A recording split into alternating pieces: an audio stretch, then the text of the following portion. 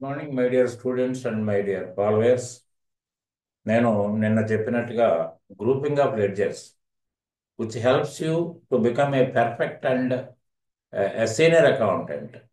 మీరే అన్నీ చేసుకోగలుగుతారు. మీరే డాటా ఆపరేటరు, మీరే జూనియర్ అకౌంటెంట్, మీరే సీనియర్ అకౌంటెంట్. ఇవాళ దాదాపు ఆ, చాలామంది అకౌంటింగ్ ప్యాకేజ్ నేర్చుకుని కూడా ఆ, ఒక జూనియర్ లెవెల్లోనే కాలం గడుపుతున్నారు, ఎక్కువ శాతం వాళ్ళే.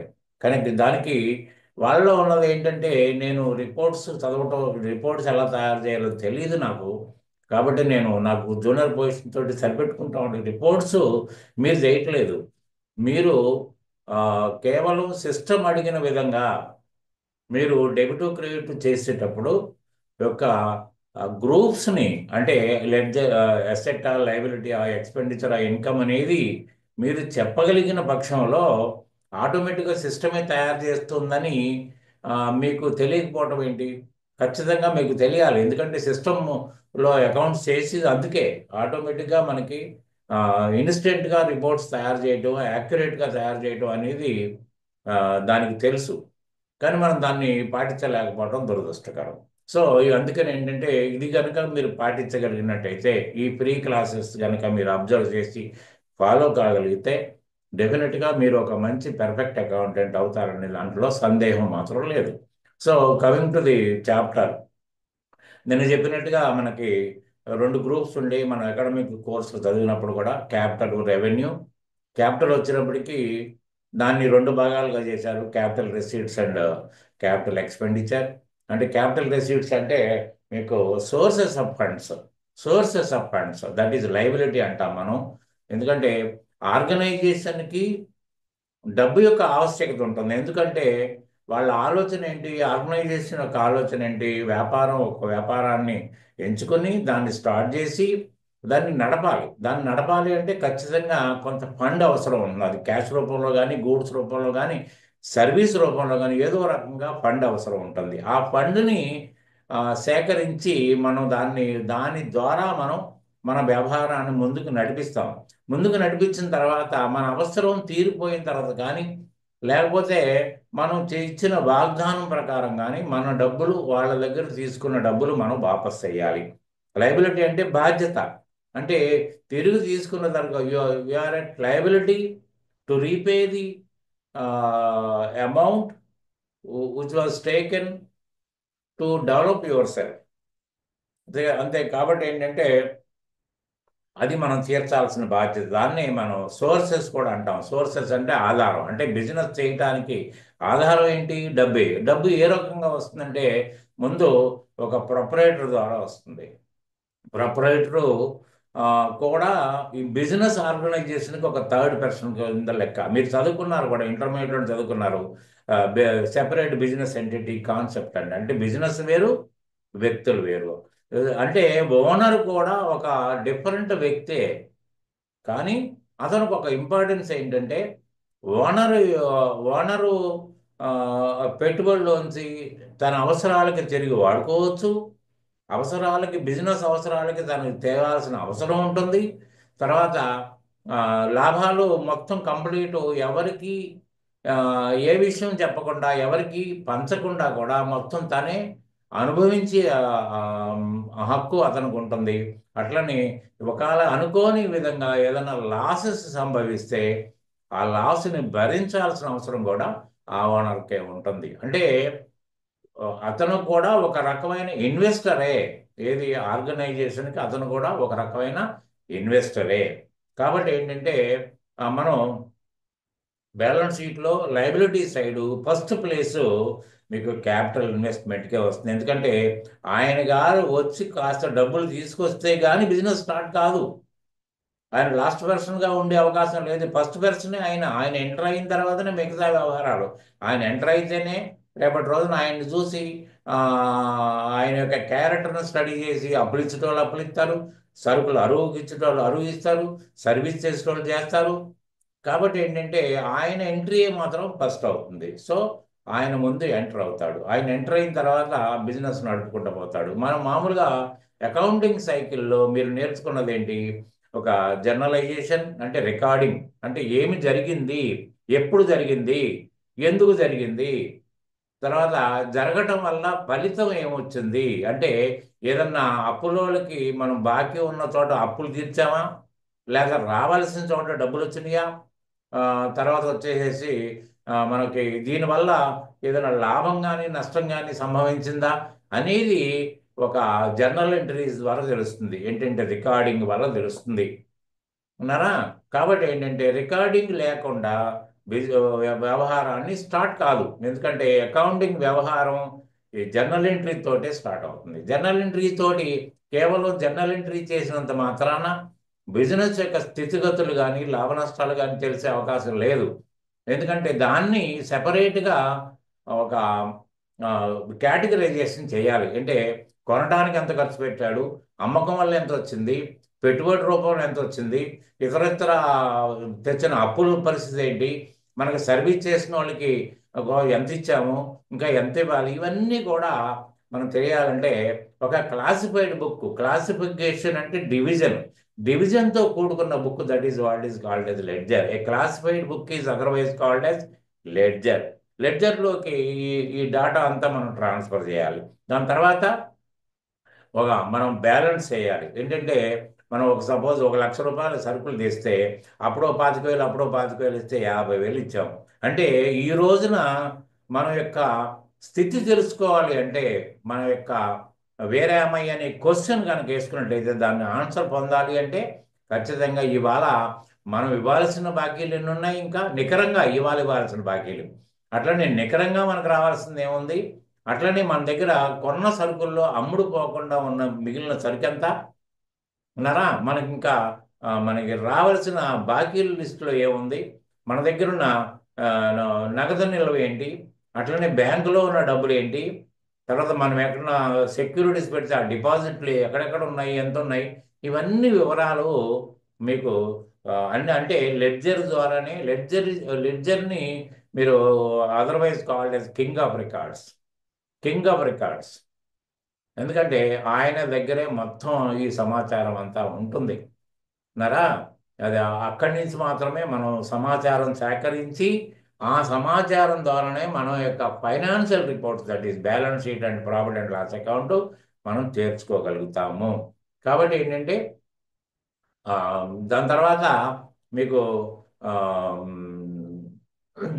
అసలు గణితపరమైన దోషాలు ఏదైనా ఉన్నాయా, అంటే అర్థమెటికల్ ఎర్రర్స్ ఉన్నాయా, అంటే 4లోంచి 2 తీస్తే 2 కావాలి కానీ 6 అయిందంటే అంటే 2 తీసేసి బదులు కలిపినట్టు లెక్క. అట్లా రకరకాలుగా మనం టోటల్ మిస్టేక్స్ ఏదైనా ఉంటే ఉండొచ్చు. అందుకని టోటల్ మిస్టేక్స్ ఏమీ లేవు సార్, నేను అన్ని కరెక్ట్గా రాశానని ఒక బుక్ కీపర్ అంటే మీకు తెలుసు కదా, who maintains book is called a book keeper. అప్పుడు ఉండేది గతంలో, అది ఇప్పుడు డాటా ఆపరేటర్ అనుకోండి.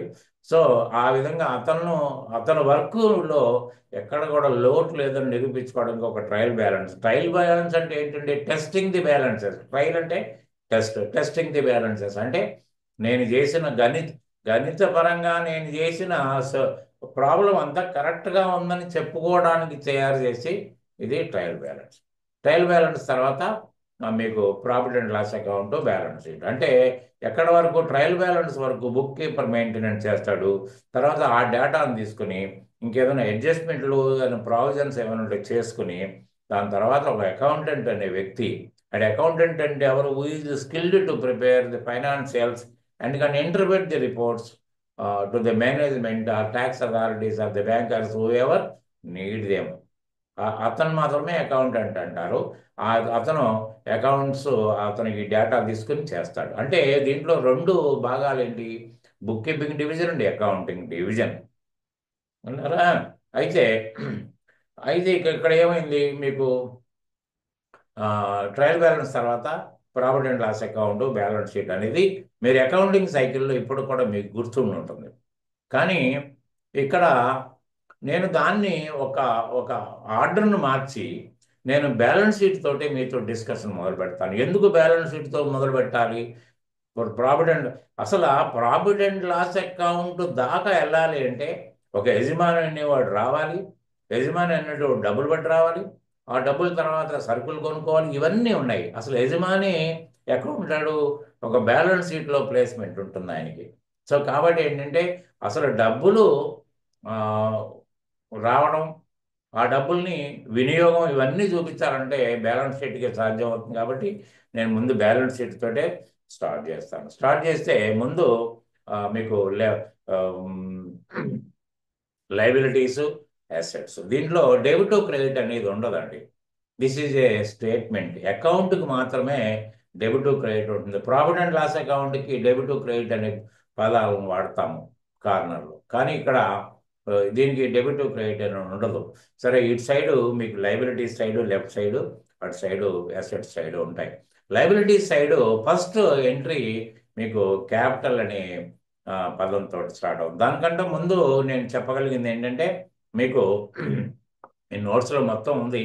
ఒకవేళ కనుక మీకు ఈ నోట్స్ ఇస్తే మేము తయారవుతాం కదా మాస్టారు, తయారైతే మరి మేము మేము మీకు చెప్పే పాఠం వినటం బాగుంటుంది అనుకుంటే మీరు ఒక పని చేయండి.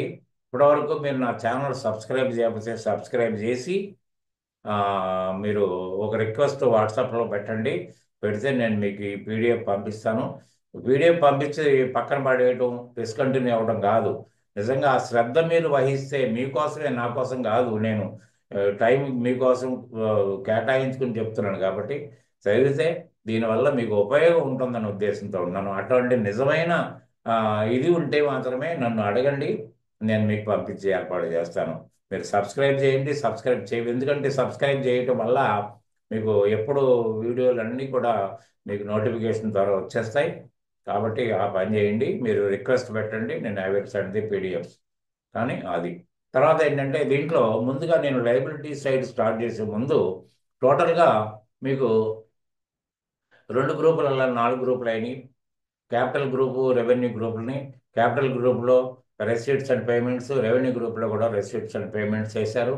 తర్వాత టోటల్గా సిస్టంలో వచ్చేటప్పటికి దాన్ని 28 గ్రూపులుగా చేశారు. 28 గ్రూపులు కూడా 15 గ్రూపులు ప్రైమరీ గ్రూప్స్ అంటే రిజర్వ్డ్ గ్రూప్స్, తర్వాత ఒక 13 గ్రూప్స్ సబ్ గ్రూప్స్. దానికి అంటే క్లారిటీ కోసం సబ్ గ్రూప్ చేశారు. అంటే 15 + 13 28. అయితే బ్యాలెన్స్ షీట్లో మనం ముందుగా ప్రస్తావించిన కొన్ని బ్యాలెన్స్ షీట్ అంటున్నాం కాబట్టి బ్యాలెన్స్ షీట్లో 9 ప్రైమరీ గ్రూప్స్ ఉంటాయండి. 9 ప్రైమరీ గ్రూప్స్, తర్వాత 13 సబ్ గ్రూప్స్ ఉంటాయి. అంటే మొత్తం సబ్ గ్రూప్స్ అన్ని దీంట్లోనే ఉంటాయండి, బ్యాలెన్స్ షీట్లోనే ఉంటాయి. 9 + 13 = 22. తర్వాత ఇన్కమ్ అండ్ ఎక్స్పెండిచర్ అకౌంట్ వచ్చేటప్పటికి ముందుగా ట్రేడింగ్ అకౌంట్లోకి వచ్చేటప్పటికి 4 ప్రైమరీ గ్రూప్స్ ఉంటాయి. తర్వాత ప్రాఫిట్ అండ్ లాస్ అకౌంట్కి వచ్చేటప్పటికి 2 ప్రైమరీ గ్రూప్స్ ఉంటాయి. ఎక్కడ కూడా ఇన్కమ్ అండ్ ఎక్స్పెండిచర్లో ఓన్లీ ప్రైమరీ గ్రూప్సే ఉంటాయి తప్ప మీకు సబ్ గ్రూప్స్ ఉండవండి. సో టోటల్గా 15, అది 9 + 13 22, 22 + 4 26, 26 + 22 28 గ్రూపులు ఉంటాయండి. 28 గ్రూపుల్లో మీరు ఏది కూడా ఇది వద్దులే అనుకుని తీసేయడానికి ఉండదండి. కంపల్సరిగా సేల్స్ పర్చేజ్ ఉంటుంది. సేల్స్ పర్చేజ్ లేని బిజినెస్లు ఉంటే దాన్ని మీరు రీనేమ్ చేసుకోవటమా, లేకపోతే మీరు తగిన విధంగా మీకు పనికొస్తుంది, ఇలా ఈ ఈ నేమ్ ఉంటే పనికొస్తుంది అనుకుంటే ఆ గ్రూప్ మీరు చేసుకోవచ్చు. సబ్ గ్రూపులు కూడా చేసుకోవచ్చు. ఎన్ని గ్రూపులు అంటే అన్ని చేసుకోవచ్చు. కానీ ఈ సిస్టమ్ క్రియేట్ చేసిన ఏ గ్రూపును కూడా మీరు తీయటానికి సిస్టమ్ అలౌ చేయదు మిమ్మల్ని. ఎందుకంటే తెలిసి తెలియని తనంతో మీరు గ్రూప్ని కనుక డిలీట్ చేస్తే స్ట్రక్చర్ అంతా నాశనం అవుతుంది. రిపోర్టు ఆ, ఉమ్, ఆ, మీరు అనుకున్న విధంగా రాదు. అటువంటిప్పుడు ఏంటంటే సిస్టమ్నే మీరు బ్లేమ్ చేసే అవకాశం ఉంటుంది. ఎందుకంటే సిస్టమ్ తప్పు కాదు, మన తప్పు వల్లే మీరు ఆ విధంగా వస్తుంది. కాబట్టి అది గుర్తుపెట్టుకోండి. తర్వాత ఏంటంటే క్యాపిటల్ గ్రూప్ గురించి ఫస్ట్ మాట్లాడుకుందాం. క్యాపిటల్ గ్రూప్ అంటే ఇది ఒకే ఒక వ్యక్తి కనుక వ్యాపారం చేసినట్టయితే ప్రొపరేటర్ అంటారు, లేదా ఓనర్ అంటారు, లేదా సోల్ ట్రేడర్ అని కూడా అంటారు. తర్వాత ఒకరికంటే ఎక్కువ మంది ఎక్కువ మంది కనుక వ్యాపారంలో ఇన్వాల్వ్ అయి ఉంటే మీకు పార్ట్నర్షిప్ అంటారు. దాంట్లో కూడా 20 మెంబర్స్ వరకు అలౌడ్ అండి. 20 మెంబర్స్ వరకు పార్ట్నర్స్ ఉండొచ్చు. అది కాకుండా కంపెనీ అయితే మాత్రం జాయింట్ స్టాక్ కంపెనీస్ అంటారు. దాంట్లో private limited company and public limited company. Private limited కంపెనీలో కూడా ఇద్దరు మినిమం ఉండాలండి. తర్వాత 200 వరకు మీరు షేర్ హోల్డర్స్ ఉండొచ్చండి. అదే లిమిటెడ్ కంపెనీలో అయితే మీకు 7 మినిమం ఉండాలండి. అన్లిమిటెడ్ మెంబర్స్ ఉండాలి. ఏదైనా సరే దీనికి ఇది రిజిస్టర్ ఆఫ్ కంపెనీస్ కంట్రోల్లో ఉంటుందండి. వాళ్ళ పర్మిషన్ తోటే మీరు షేర్లు ఇష్యూ చేయడం కానీ ఏదైనా సరే పెంచుకోవడం కానీ మీకు జరుగుతుందండి. సో కంపెనీ వ్యవహారం అలా ఉంటుంది. సరే, క్యాపిటల్ వ్యవహారం వచ్చినప్పటికీ మొత్తం ఇన్వెస్ట్మెంట్స్ మీరు ఏదైతే ఒక ఓనర్గా ఉన్న వ్యక్తి కానీ, పార్ట్నర్గా ఉన్న వ్యక్తి కానీ, లేకపోతే షేర్ హోల్డర్గా ఉన్న వ్యక్తి కానీ తీసుకొచ్చింది మొత్తం క్యాపిటల్ అనే హెడ్లో పడుతుందండి. సో దీంట్లో క్యాపిటల్ అనే పదం ఇప్పుడు ప్రీ క్రియేటెడ్ గ్రూప్స్లో క్యాపిటల్ అనే పదం ఉంటుంది. కానీ మీరు దాన్ని కావాలంటే రీనేమ్ చేసుకోవచ్చు. Proprietary capital, partners capital, share capital అని రీనేమ్ చేసుకోవచ్చు. That is allowable to you. అన్నారా, మీ ఇష్టం వచ్చిన ప్రకారం మీకు మీకు బాగా విజిబుల్గా బాగుంటుంది, క్లారిటీ ఉంటుంది అనే విధంగా మీరు చేసుకుంటే దానికి చాలా బాగుంటుంది. తర్వాత ఇంకోటి ఏంటంటే, మనకు చదువుకున్న రోజుల్లో విత్డ్రాల్ అనే పదం వాడేవండి. ఇక్కడ విత్డ్రాల్ అనే పదం వాడట్లేదు నేను. ఎందుకంటే ఇతను కూడా ఒక థర్డ్ పర్సన్ కింద లెక్కేసుకున్నాం కాబట్టి ఇచ్చినప్పుడు క్రెడిట్ చేస్తాము, పోయినప్పుడు డెబిట్ చేసి పద్ధతిలోనే ఇక్కడ కూడా చేయాలి. ఎందుకు ఆ పని చేయాలంటే, మరి అలా చేయటం వల్ల ఏంటంటే మీకు నెట్ క్యాపిటల్ ఇన్వెస్ట్మెంట్ ఎప్పుడు చూసుకున్నా కనిపిస్తుంది. దీనివల్ల అడ్వాంటేజ్ ఏంటి అంటే, ఎందుకంటే business accounting statement should act as a CCTV or a guide or a true friend అండి. నిజమైన స్నేహితుడు ఎవరన్నా అంటే అకౌంటింగ్ స్టేట్మెంట్ దాంట్లో యొక్క ఇతని నడకని చూపిస్తుంది. మీరు అన్నెసరీగా వాడుకోవడం వల్ల మీ బిజినెస్ అనుకున్న విధంగా జరగలేదు, మీరు ఎక్స్పెక్టెడ్ ప్రాఫిట్స్ రాలేదని చెప్పడానికి మాత్రం అది బాగుంటుంది. కాబట్టి ఖచ్చితంగా దాన్ని అలాగే మెయింటైన్ చేయాలి.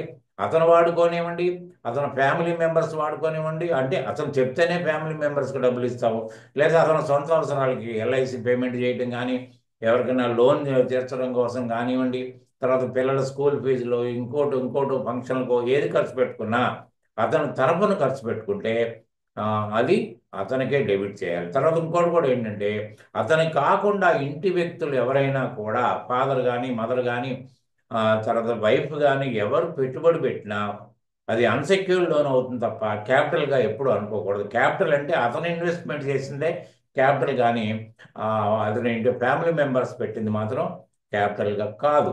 కాబట్టి ఏంటంటే, ముందుగా క్యాపిటల్ ఇన్వెస్ట్మెంట్లో క్యాపిటల్ గ్రూప్ చేయాలి. తర్వాత withdrawals by proprietor or partner ఏదైనా సరే మీరు దాని కింద చేయాలి. ఎందుకంటే షేర్ హోల్డర్స్ వచ్చినప్పటికీ విత్డ్రాల్ పొజిషన్ అంటూ ఉండదండి. ఒక్కసారి షేరు ఫిక్స్ అయితే షేర్ క్యాపిటల్ ఫిక్స్ అయితే దాన్ని విత్డ్రా చేసుకోవడం అంటూ ఉండదు. కాకపోతే అతను ఆ షేర్ వేరే ఒకరికి అమ్మేసుకోవచ్చు. కానీ పార్ట్నర్షిప్లోని ప్రొప్రైటర్లోని మీరు మ్యూచువల్ అండర్స్టాండింగ్ తోటి కొంత అమౌంట్ వాళ్ళ అవసరాలకి వాడుకుని వెసలుబాటు దీంట్లో ఉంటుంది.